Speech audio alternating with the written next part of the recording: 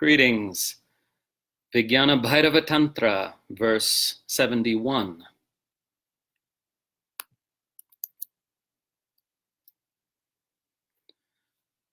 Ānande mahati prāpte, dṛṣṭe bāndhave cirāt, ānandam udgataṃ dhyātvā, tallayas tanmanā bhavet.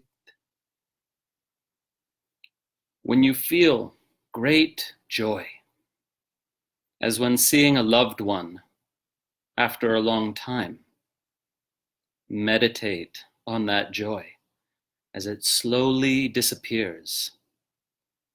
Let the mind dissolve into it, become one with it.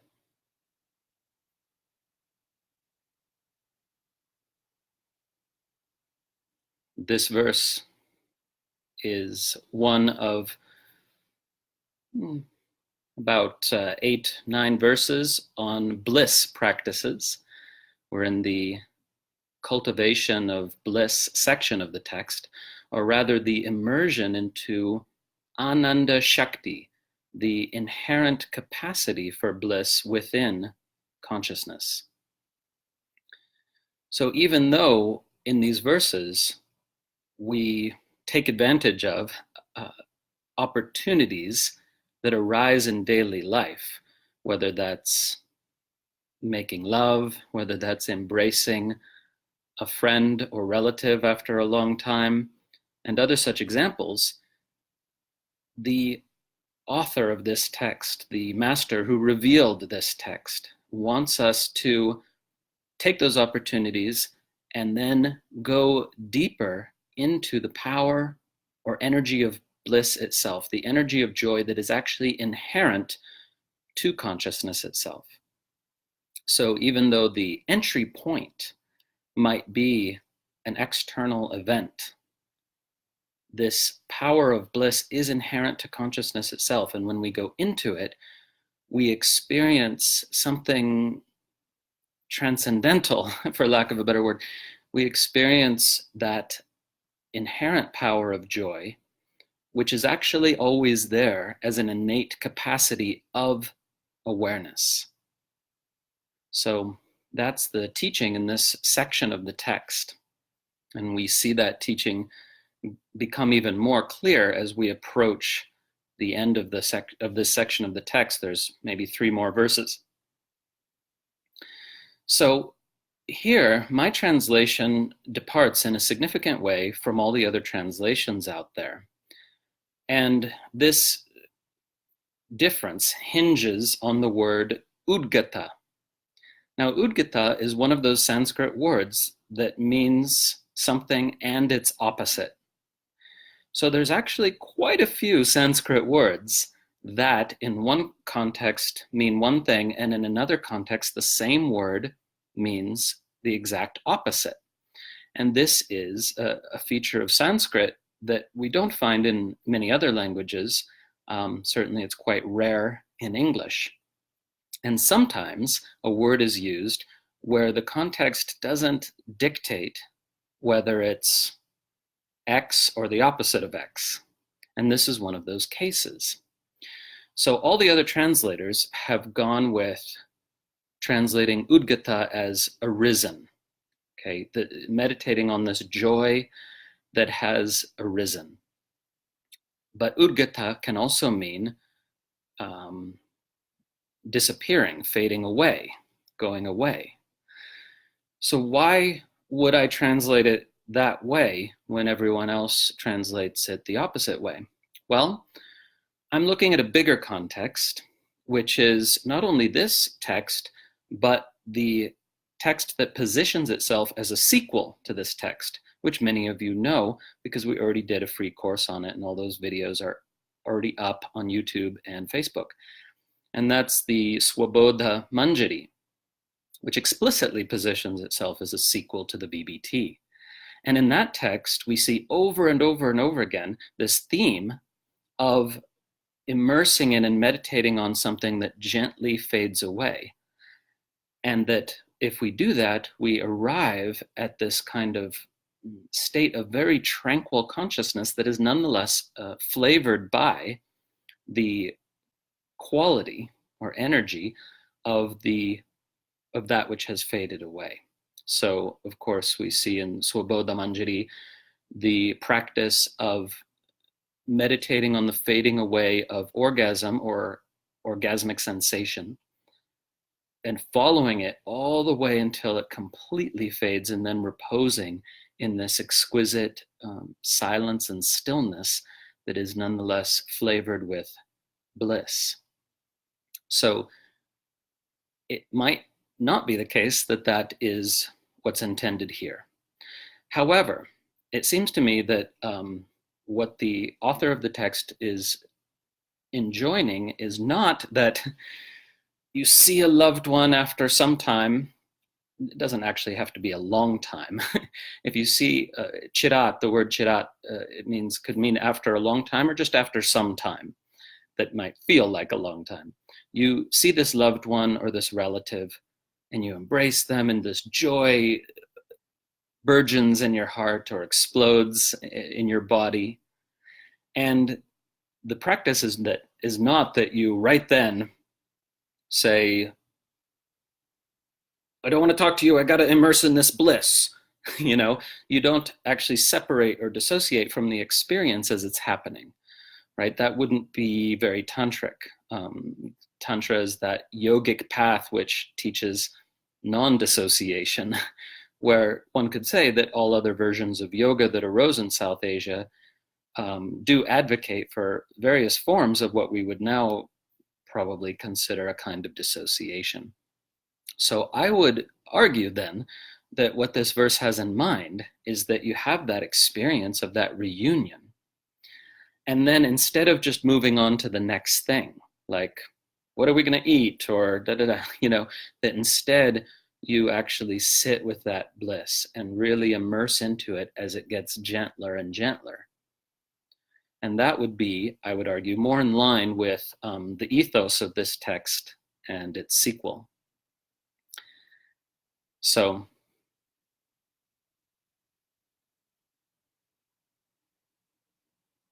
perhaps with this particular verse, I haven't yet looked at the commentary, and I will.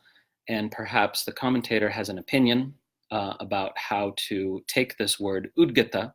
But even if he does, that doesn't necessarily change my view, because as you know, the commentator is writing many centuries after the original text, and he often doesn't know for sure what's intended, right? The advantage to reading the commentary by Shivopadhyaya is that he sometimes has access to more information than we do.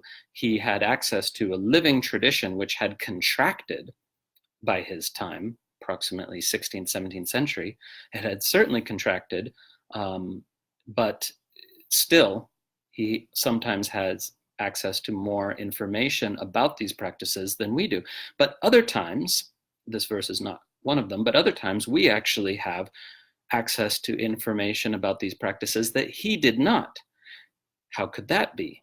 Well, this author writing in the Kashmir Valley had access to a certain set of manuscripts, quite a large set, but still not all the manuscripts.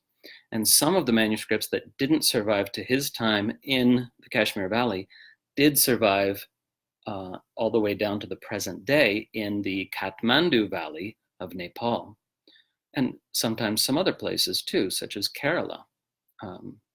So sometimes we have access to materials that our commentators did not, and we can fill in gaps that they were unable to fill in. And this is, again, not one of those cases, but just to be clear about how, it's really important to understand how we use commentaries, how Sanskrit scholars use commentaries, and that we can't rely on the commentator 100%. We can't assume the commentator is 100% right. But sometimes we can see, oh, he has a good argument, or he has access to something, he's quoting something that we may not have access to. So a little bit there about the science of textual criticism, as it's called in the biz, in the academic biz. So back to the verse. let's just do a quick word-by-word breakdown. Ānande mahati prāpte, when great bliss or joy has arisen. Dṛṣṭe bāndhave cirāt, such as when seeing, on the occasion of seeing a relative or dear friend after some time. Meditate on that bliss. Now again, here's the difference of interpretation. Meditate on that bliss which has arisen. Seems slightly redundant. We know it's arisen. Or meditate on that bliss as it's gently fading. Whether or not it fades away completely doesn't matter. But immersing in that bliss as it dissolves into a quiet space of joy. And indeed, the next word, tallayas, dissolve into that, right? So your sense of limited subjective individuality is what dissolves in these practices. Let it dissolve into that awareness pregnant with bliss or permeated with bliss. And tanmanā, let the mind become one with that.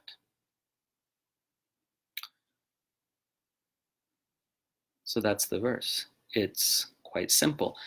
Now, what's interesting is already here we get a little bit of a foretaste of the next practice module in the text, or the next theme, which is daily life practices. And our author does this at several points in the text. It's very interesting. I call it a conceptual crossfade. We had it before when classical tantric yoga practices involving mantra, that section sort of crossfaded into practices involving sacred sound, So here also, we're already starting to get into the daily life practices, even though we're not finished with the bliss practices. So there's this conceptual crossfade beginning here. And that continues in the next two verses as well, which are bliss practices, but also daily life practices. And by daily life practice, I mean taking advantage of, in the most positive sense of that phrase, taking advantage of the opportunities that arise in everyday life to access and realize the nature of your own innate awareness. Okay, so that's it for this verse. And the practice is to simply remember the verse. Remember the verse when you unite with a loved one. Now, having said that, I want to mention, I say in the translation, as when seeing a loved one, right? So that's not the only occasion, right? Anytime great bliss has arisen, you can do this practice. Anytime joy has arisen, you can do this practice. And you'll notice, I have certainly experienced myself, that there's this deeper fulfillment if, as that joy just starts to fade away, we don't then look to, okay, what's the next thing I'm doing? But actually stay with it and be quiet with it, immerse into it. And that might just be a few minutes, or it might be half an hour. Okay, so the verse gives that example of reunion with a loved one, but it is not limited to that example. The grammar of the Sanskrit grammar here is implying or va, the word va, or on any other occasion that great joy arises.